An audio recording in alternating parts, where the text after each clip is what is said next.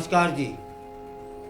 आज हम एक बेहद गंभीर और चौंकाने वाली घटना के विषय में बात करने का मन बनाकर आए हैं, जो न केवल एक परिवार के लिए दुखद है, बल्कि हमारे समाज में स्वास्थ्य सेवाओं की स्थिति पर भी सवालिया निशान उठाती है।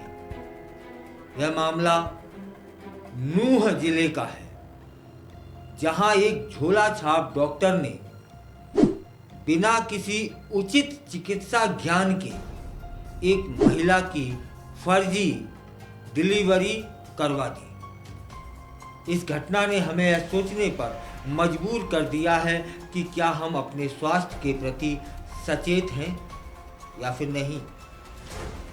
यह घटना है 2 दिसंबर 24, जिसमें आयशा नाम की महिला अपने पति दिलशाद के साथ एक निजी जच्चा बच्चा केंद्र जाती है। आयशा गर्भवती थी और उसे डिलीवरी का समय उसका नज़दीक आ रहा था। जब वे वहां पहुंचे तो डॉक्टर ने उन्हें बताया कि वह आयशा की नॉर्मल डिलीवरी कर देंगे। दिलशाद ने स्पष्ट किया कि अभी डिलीवरी का समय नहीं हुआ है और उनकी पत्नी को सही तरीके से देखभाल की आवश्यकता है, बस इसलिए हम आए। लेकिन डॉक्टर ने उनकी बात को नज़रअंदाज कर दिया और अपनी बात पर वह अडिग रहा, क्या कि डिलीवरी का समय नज़दीक है। डॉक्टर ने आयशा को जबरदस्ती दवाइयां पिलाकर डिलीवरी कराने का प्रयास किया। उन्होंने आयशा को दूध में कुछ दवाइयां मिलाकर पिला दी, जिसके बाद उसकी तबीयत बिगड़ने लगी। यह देखकर दिलशाद चिंतित हो गया और उन्होंने डॉक्टर से बार बार कहा कि ऐसा करना गलत है, लेकिन डॉक्टर ने उनकी बात नहीं मानी। जब आयशा की हालत गंभीर होने लगी तब डॉक्टर ने उसे जबरन डिलीवरी कराने का निर्णय ले लिया। इस दौरान नवजात बच्चा उसके प्राइवेट पार्ट में फंस जाता है और करीब 2.5 घंटे बाद बच्चा बाहर निकाला जाता है, लेकिन तब तक उसकी मौत हो चुकी होती है। यह सुनकर आयशा और दिलशाद दोनों का दिल टूट गया और एक नई जिंदगी की उम्मीद में आए इस दंपत्ति को अब केवल दुख और निराशा मिली।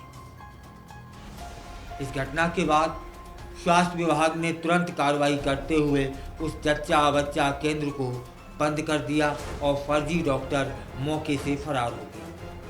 परिजनों ने आरोप लगाया कि यह सब कुछ अवैध तरीके से किया गया था और स्वास्थ्य विभाग ने इस मामले की जांच भी शुरू कर दी है। लेकिन सवाल यह उठता है कि क्या केवल जांच करने से समस्या का समाधान हो जाएगा? यह एक अकेली नूह जिले की बात नहीं है।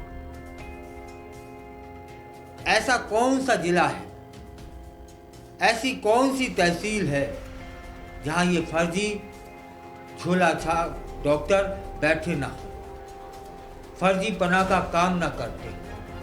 ताज्जुब ये है कि हर एक जिले के अंदर एक CHMO कार्यालय होता है, उसकी भी जिम्मेदारी होती है और वो आंखों पे पट्टी बांध के बैठे रहते हैं। क्यों का अर्थ आप समझ सकते हैं। यूं ही नहीं बैठे रहेंगे,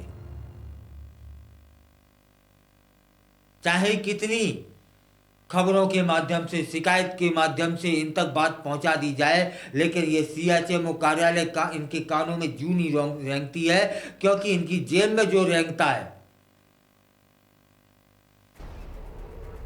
वरना ऐसा कोई जिला नहीं है जहां पर ये फर्जी डॉक्टर, बिना रजिस्ट्रेशन के डॉक्टर क्लिनिक संचालित ना कर रहे। यहां तो मेरा ऐसा मानना है कि एक बार उन्हें छोड़ दिया जाए, लेकिन जिले का जो पदाधिकारी है, जिसकी जिम्मेदारी है, जिसका ये कर्तव्य है कि ऐसे अवैध फर्जी पने के जो क्लिनिक है उन्हें रोका जाए, उन्हें सील किया जाए, उन पर कार्रवाइयाँ की जाए, उन पर FIR दर्ज करवाई जाए, और ये नहीं करा रहे हैं। किसी एक जिले का नाम लेकर क्या बात शुरू करें, एक भी जिला नहीं होगा। यह घटना हमें यह सोचने पर मजबूर कर रही है कि हमारे समाज में कितनी जागरूकता की आवश्यकता है। ऐसी झोला छाप डॉक्टरों के खिलाफ सख्त कार्रवाई होनी चाहिए ताकि भविष्य में ऐसी घटनाएं न हो सकें। हमें अपने स्वास्थ्य के प्रति जागरूक रहना होगा और किसी भी चिकित्सा सेवा का उपयोग करने से पहले उसकी वैधता की जांच कर लेनी चाहिए। यह हमारी जिम्मेदारी है। अगर हम बात करें कानून की, तो भारतीय दंड संहिता के तहत इलाज में लापरवाही करने वाले डॉक्टर के खिलाफ कार्रवाई की जा सकती है। अगर कोई डॉक्टर लापरवाही करता है और मरीज की मौत हो जाती है तो उसके खिलाफ क्रिमिनल केस दर्ज किया जा सकता है। लेकिन क्या यह पर्याप्त है? क्या हमें सिर्फ कानून का सहारा लेना चाहिए या खुद भी जागरूक होना चाहिए? आयशा के पिता मुबारक कहते हैं कि उनकी बेटी को सही समय पर इलाज नहीं मिला और इस लापरवाही के कारण उनकी बेटी और पोते दोनों की जान जोखिम में आ गई थी। यह केवल एक परिवार का मामला नहीं है, बल्कि पूरे समाज के लिए यह चेतावनी है। हमें यह समझना होगा कि स्वास्थ्य सेवाओं में सुधार लाने के लिए सामूहिक प्रयासों की आवश्यकता है। यह पहली बार नहीं है जब फर्जी डॉक्टर का यह मामला सामने आया है। हाल ही में गुजरात में भी ऐसे कई फर्जी डॉक्टर पकड़े गए हैं जो केवल 70,000 रुपए में मेडिकल डिग्री खरीदकर लोगों की जान से खेल रहे थे। ऐसे मामलों में सख्त कार्रवाई होना बेहद जरूरी है ताकि लोग सुरक्षित रह सकें। सरकार को भी चाहिए कि वह स्वास्थ्य सेवाओं में सुधार लाए और ऐसे अवैध चिकित्सा केंद्रों पर सख्ती से कार्रवाई करें। लोगों को भी चाहिए कि वे किसी भी चिकित्सा सेवा का उपयोग करने से पहले उसकी वैधता की जांच कर लें।